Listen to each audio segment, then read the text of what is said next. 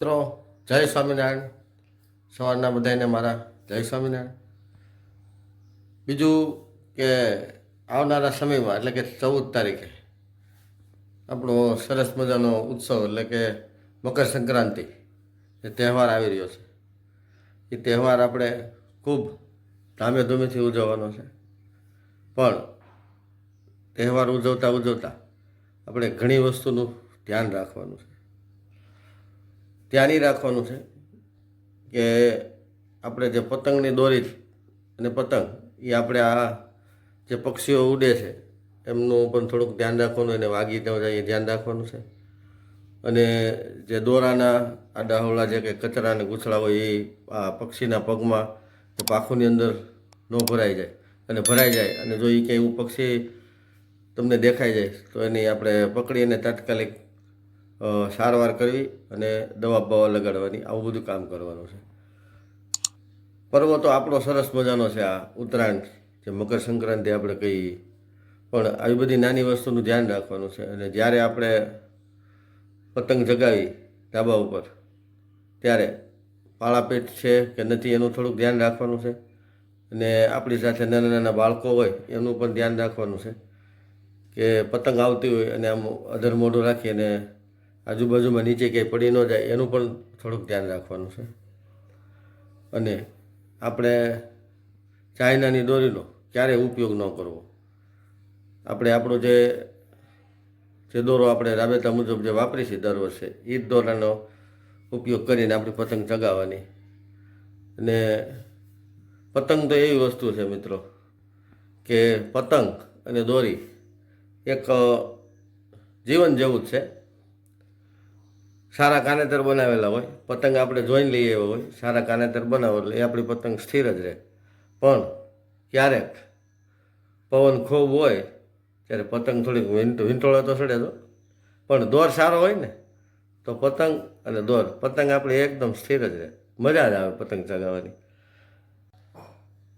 મિત્રો ઉત્તરાયણની અંદર આપણે ચીક્કી ખાવાની, મમરા ખાવાના, મમરાના લાડવા ખાવાના, ગોળની ચીક્કી, માંડવીની ચીક્કી, શેરડી અને ઊંધિયું તો આપણે ખાવાનું જ છે, કારણ કે આપણે બધા ગુજરાતી ઊંધિયાના તો આપણે રસિયા છીએ પૂરેપૂરા. હા, અને હું પણ ઊંધિયું બનાવું છું. ઊંધિયાના આપણે 2 સ્ટોલ કરેલા છે. એક આપણે સરકારી દવાખાનાની પાછળ જે રાધિકા ગલ્લો છે ત્યાં કર્યો છે, અને એક સ્ટોલ તો આપણે આપણા મારા જૂના ઘર પાસે સરકારી દવાખાનાની સામે ત્યાં આપણે કરેલો જ છે. અને આપણે ટેસ્ટફુલ ઊંધિયું આપણું બોર્ડ છે અહીંયા સ્વાદથી ભરપૂર, અને શ્રીજી ગૃહ ઉદ્યોગ લખેલું છે.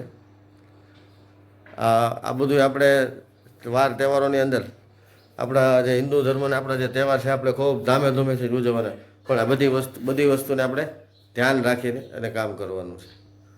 જેથી આવનારા સમયમાં આપણી જે યુવા પેઢી છે એ બધા જોવે કે નાના તહેવારો તો બનાવવાના પણ બધું ધ્યાન રાખીને. એટલે ખૂબ આનંદથી બધાય પતંગ ચગાવજો, સરસ મજાનું ડીજેના તાલે નાચજો, ફટાકડા ફોડજો. આ બધું આપણે કરવાનું જ છે, ખૂબ આનંદ જ કરવાનો છે.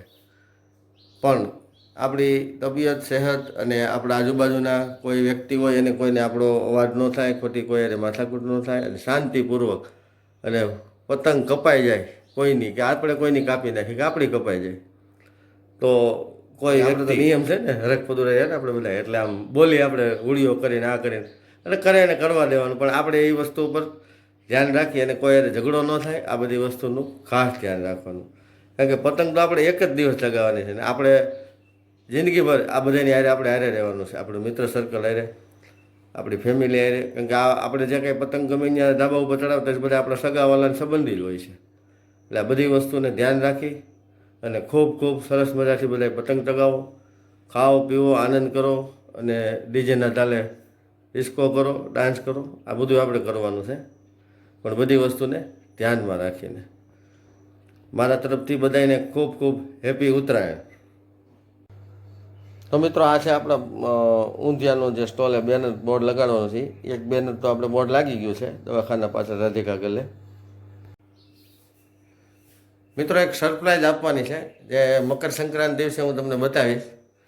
બરાબર. અત્યારે સરપ્રાઈઝ છે પણ તમને બધાને ખૂબ આનંદ આવી જાય, મજા આવી જાય એવી એક સરપ્રાઈઝ છે કે મારા વિડીયોની અંદર તમને હું મકર સંક્રાંતિના દિવસે બતાવીશ. તો તમે બધા જોજો, લાઈક કરજો, શેર કરજો, સબસ્ક્રાઈબ કરજો.